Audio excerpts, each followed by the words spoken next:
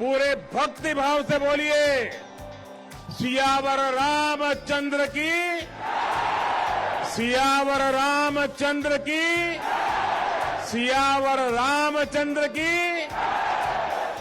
एक समय था जब राम के बारे में, हमारी संस्कृति और सभ्यता के बारे में बात करने तक से बचा जाता था।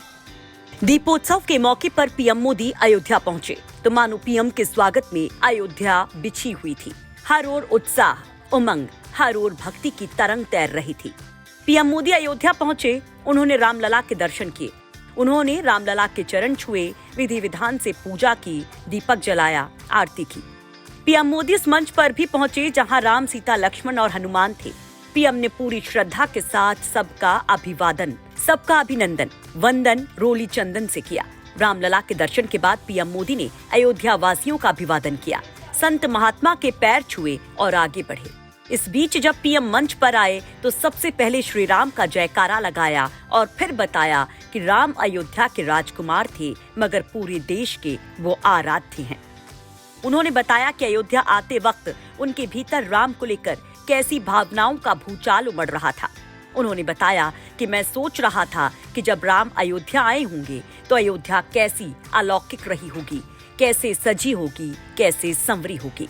तो मेरे मन में भावों की, भावनाओं की, भावुकता की लहरें उठ रही थी। मैं सोच रहा था जब 14 वर्ष के वनवास के बाद प्रभु श्री राम अयोध्या आए होंगे तो अयोध्या कैसे सजी होगी, कैसे संवरी होगी। हमने त्रेता की उस अयोध्या के दर्शन नहीं किए, लेकिन प्रभु राम के आशीर्वाद से आज अमृत काल में अमर अयोध्या की अलौकिकता के साक्षी बन रहे हैं। पीएम मोदी ने यहीं से बताया कि अयोध्या ने कैसा उत्सव रचा। सत्य की हर विजय पर हमने मानवीय संदेशों को उत्सव का रंग दिया। साथियों, दीपावली के दीपक हमारे लिए केवल एक वस्तु नहीं है, ये भारत के आदर्शों, मूल्य और दर्शन के जीवंत ऊर्जा पुंज है। आप देखिए, जहां तक नजर जा रही है, ज्योतियों की ये जगमग प्रकाश का ये प्रभाव, रात के ललाट पर रश्मियों का ये विस्तार, भारत के मूल मंत्र सत्यमेव जयते की उद्घोषणा है। ये उद्घोषणा है हमारे उपनिषद वाक्यों की, सत्यमेव जयते, नानुतम सत्येन पंथा विततो देवयानः, अर्थात जीत सत्य की ही होती है, असत्य की नहीं। ये उद्घोषणा है हमारे ऋषि वाक्यों की, रामो राजमणि सदा विजयते, अर्थात विजय हमेशा राम रूपी सदाचार की होती है, रावण रूपी दुराचार की नहीं। पीएम मोदी ने सिर्फ राम ही नहीं, अयोध्या के बारे में भी बहुत कुछ कहा, खासकर अयोध्या वासियों के लिए। उन्होंने कहा कि अयोध्या वासियों को ऐसे आदर्श स्थापित करने होंगे कि अयोध्या कर्तव्य नगरी कहलाए। भगवान राम मर्यादा पुरुषोत्तम कहे जाते हैं। मर्यादा मान रखना भी सिखाती है और मान देना भी सिखाती है।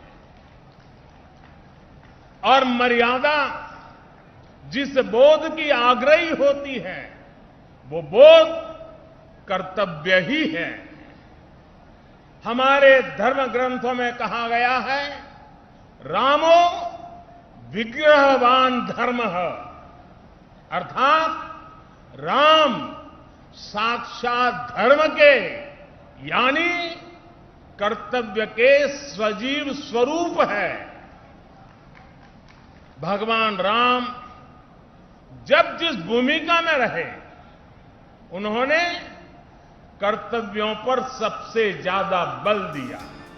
इस दौरान वो राम के नाम पर हुई सियासत पर विरोधियों पर हमलावर भी हुए। एक समय था जब राम के बारे में, हमारी संस्कृति और सभ्यता के बारे में बात करने तक से बचा जाता था।